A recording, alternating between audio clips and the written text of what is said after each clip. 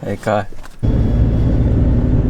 We're in the Blue Mountains, beginning a 5-day trip in the area. We're in the main part of the Blue Mountains today. We just checked out the Three Sisters this morning, and we went and checked out Govetts now.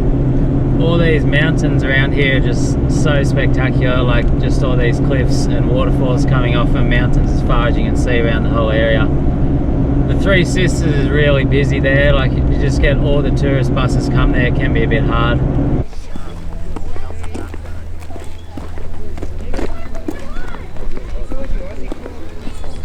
There's the Three Sisters, Kai. Where? I don't know. Where do you reckon? I don't know. I'm curious. I actually don't know. Dad, I want to go down there. Can we go down there? And I think to myself, what a wonderful world.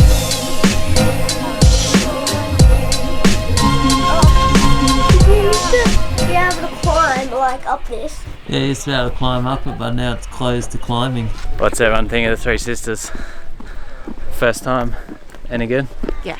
Did you like it, Kai? I said it last time, didn't I? Jeez. What about how many people are here? Like 60 out.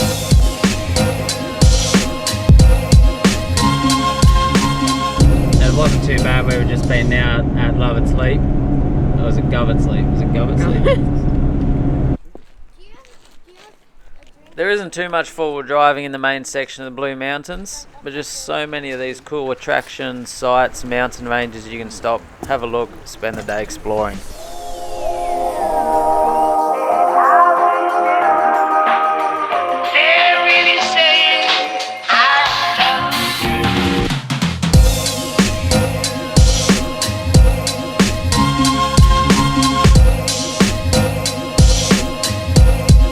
What a wonderful world.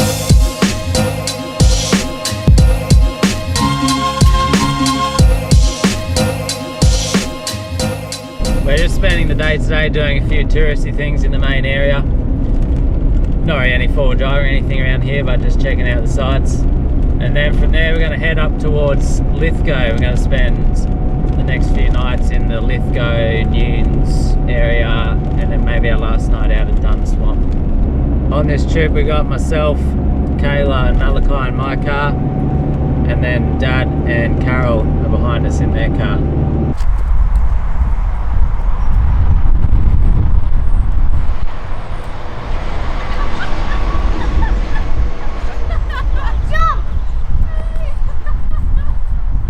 We're on our way into Lithgow now. We've stopped at some of the remains of this old zigzag railroad that runs through this area. The zigzag railway was built between 1866 and 1869. It was constructed to enable produce to be taken to Sydney from the farming areas beyond the Blue Mountains, as well as to develop the coal and iron ore deposits found in the Lithgow Valley.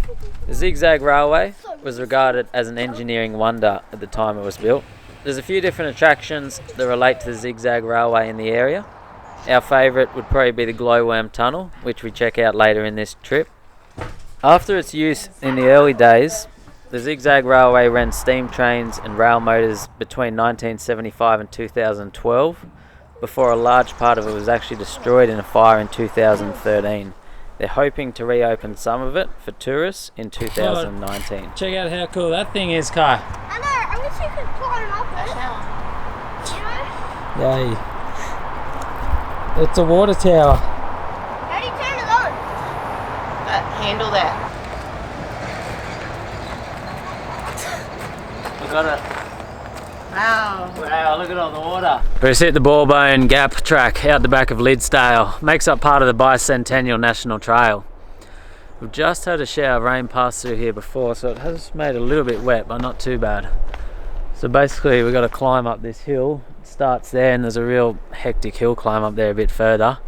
But then you drive along the top of the mountain range, you got awesome views out over there. And then you'll put your right wheel on these rocks. Yeah. I'm gonna let my tyres right down, because the next bit's like sandstone. Kai's down. Hey Kai, can you take all the caps off the tyres?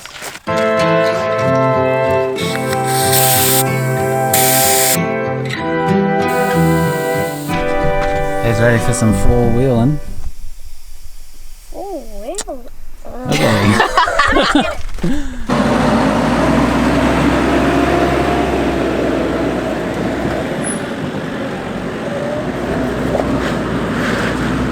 After spending the day doing some touristy things in the Blue Mountains, we were keen to hit the tracks again. Most people I've talked to seem to refer to it as the Bullen Trail, but then on the National Parks website for the area, it is called the Bullen Trail. The Bullen Trail begins not too far outside the town of Lithgow on the Woolgan Road as you're heading in towards the Woolgan Valley and Nunes. It's a very well known and popular four-wheel drive track in the area.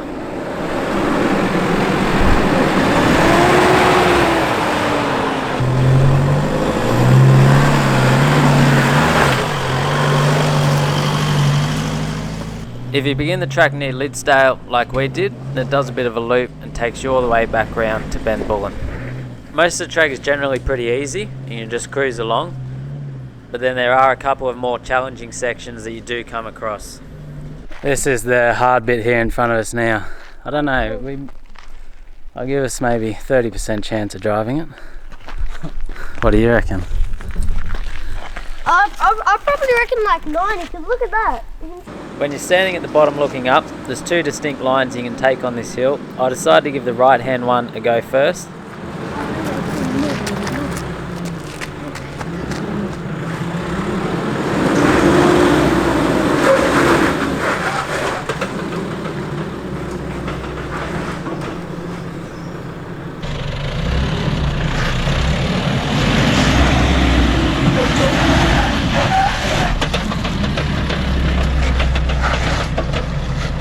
The right hand line was too steep, there wasn't enough traction for my car, so I backed up and decided to give the other one a go. It worked out to be much easier.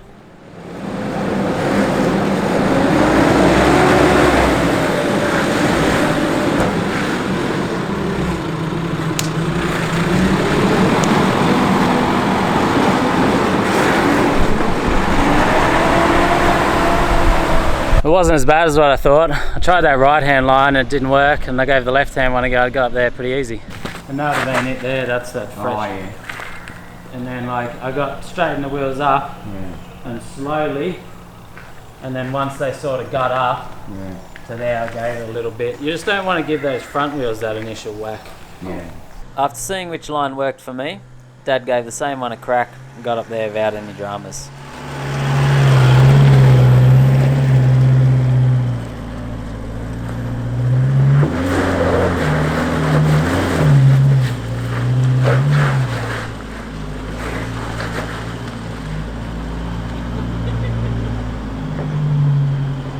What Malachi say?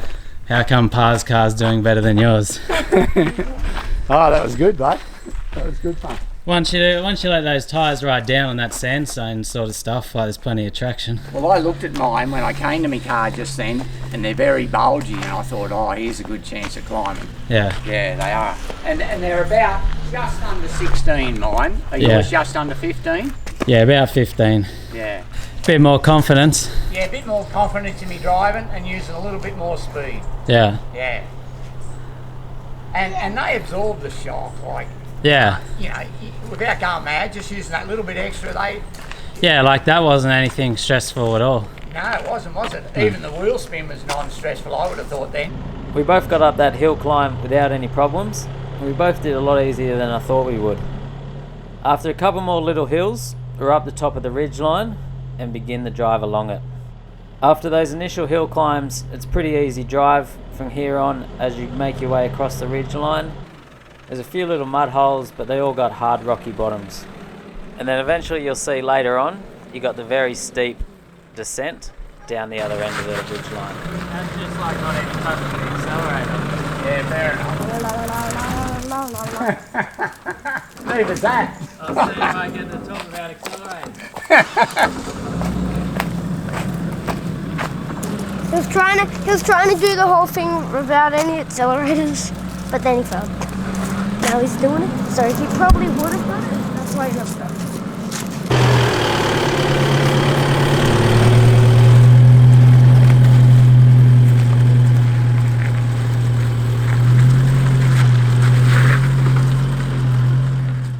When driving this sandstone type surface, the biggest tip I can give is to air those tyres right down and take it nice and slow because there's plenty of grip on those rocks.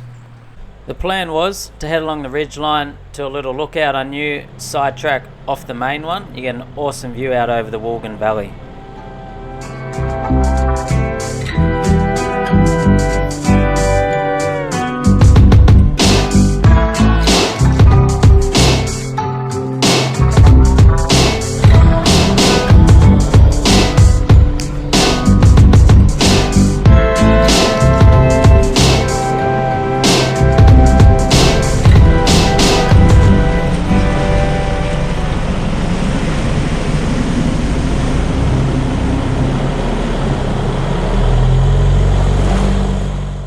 Couple of last mud holes and made our way down that sidetrack to get some spectacular views out over the Woolgan Valley. This road's just a dead end, but definitely worth it.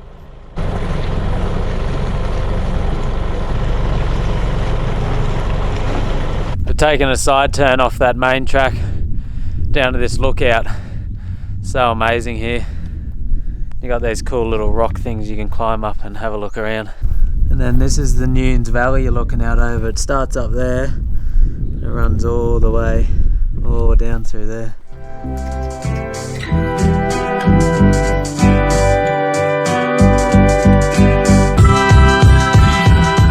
it started to rain a bit on the way up here, and it's cleared up, and now it's back to raining again. So was it worth the drive up here? Yeah. Well, not really, because I guess our car can't feel it. We're not going to get to camp till dark. Really? Yeah. How long till camp? How long till camp? Answer me. These two all day. How long till camp? How long till camp? Just How answer long me. till camp? I just want to get to camp. I just want to get to camp so I can dinner. sit at camp. From here we have the option of going back the way we came or continuing on this Ballbone Gap track, coming back out and doing a loop around. I think we're going to try and stay down in Nunes tonight. But whatever way we go, it's going to be a couple of hours probably.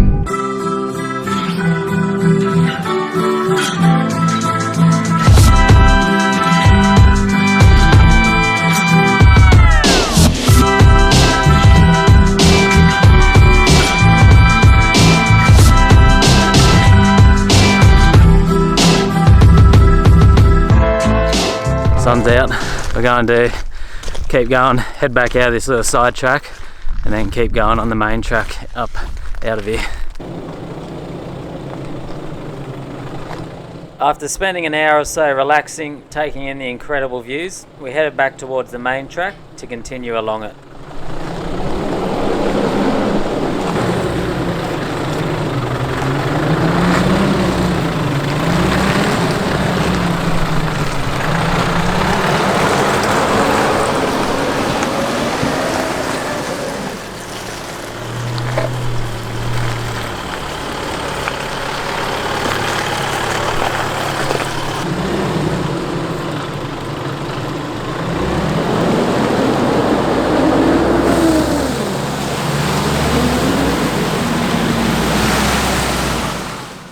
Not much further along the track and we came across one of the more scarier descents I've ever had to make in my four-wheel drive.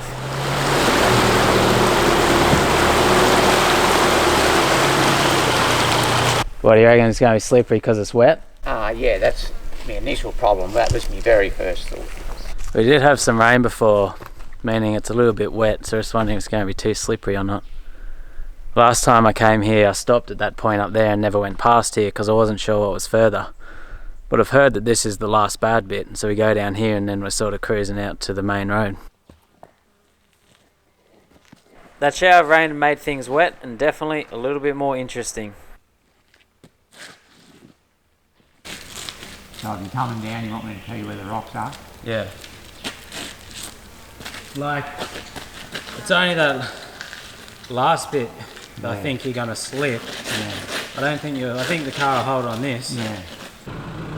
line me up with the driver's wheel. Stand where the driver's wheel needs to go. You can see here at the start, I just made that turn in a little bit too early. And any sort of angle on these really steep sections just feels horrible.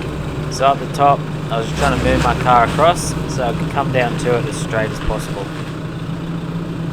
Being the first one down, I was just really unsure how well the car was going to hold on that slippery rock. I had my foot on the clutch and the brake, inching it down bit by bit as slow as I could, because I figured if the car started to gather any speed, then I might not be able to slow it down.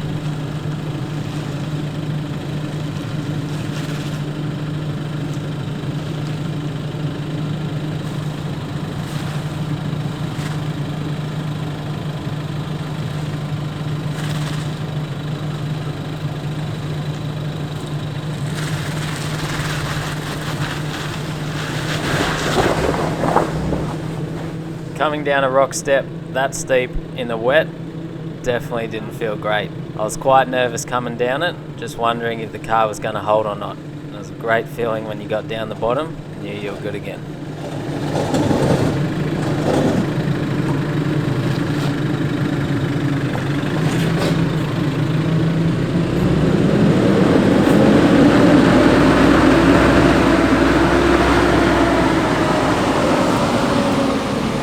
What did everyone think of that?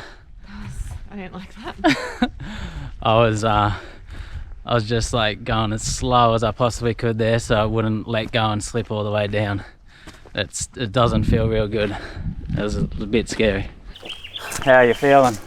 Are you talking to me? Yeah. Yeah, I'm alright. Dad started it. As Dad's coming down, I'm using the little handheld radio to communicate with him, as well as hand signals just to line him up perfectly with those rocks as he comes down. So right now I'm standing where you want to put the driver's wheel, so that's where you're aiming your driver's wheel for, where I am.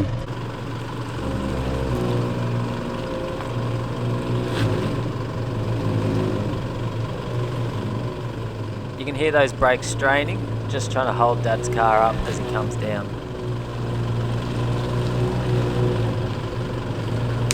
Yeah, so you're looking all good where you are now, you're on the right line, all you need to do is keep coming forward. When you're watching the footage back and from this perspective, it looks like I'm standing right underneath Dad's car and where it's about to go. But there's actually a fair gap between where I'm standing and the bottom of that rock ledge, and I'm only right next to that tree, so I only have to take one step to the side and I'm straight behind that tree. In the moment, I was just completely focused on getting him down safely.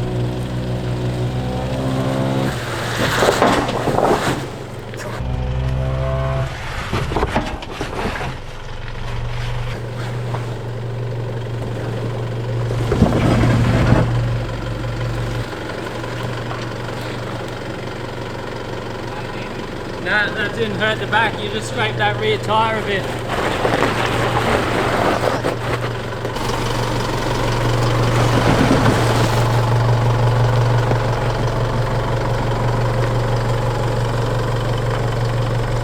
Yeah, stay on that lock. You weren't staying in the car. I wasn't staying in the car. I wasn't even looking. And then Tyler's like, are you going to stay in the car or get out? And I'm like, why? What's going to happen? And he's like, Yeah. No, like it's straight in the back, didn't do any damage. Just sort of hit that rear tyre a bit and maybe a bit of the muffler or something. No damage done. I think I'll call that the most hectic thing I've done in a four-wheel drive. Yeah, you reckon? I think so, yeah.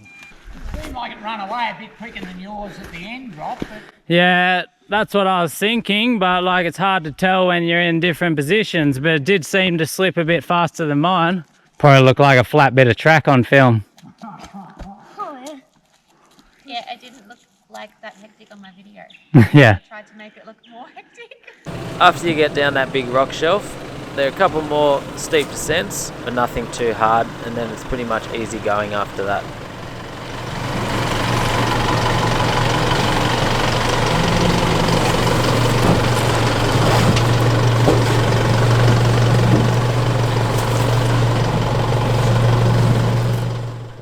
Besides an awesome track, it's just absolutely spectacular scenery through all of this. You're just in the dense bush of all these amazing rock formations all around you. It was getting late in the day by this stage. We still thought that we had a fair drive to get to camp. We figured we probably wouldn't be there till after dark. But then not far down the track, it opened up to this awesome spot.